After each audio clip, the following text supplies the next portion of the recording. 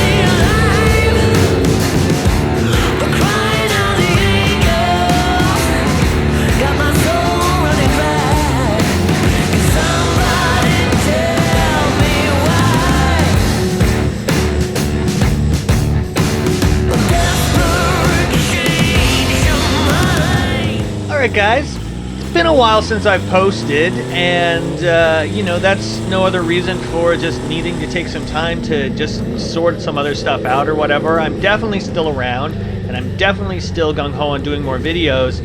I just, you know, life gets in the way sometimes, and you just gotta do what you gotta do.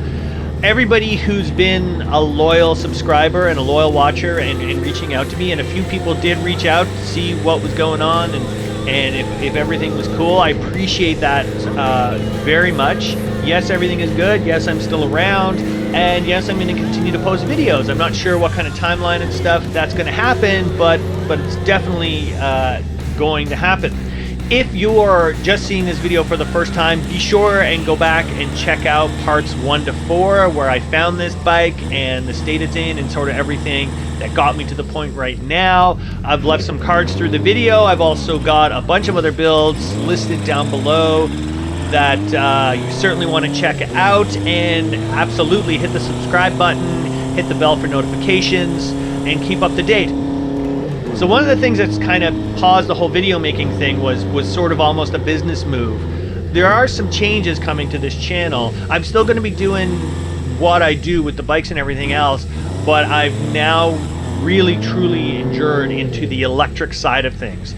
And there's going to be some custom builds. I can probably go as far to say is there's going to be a production line of light electric motorcycles that I'm designing.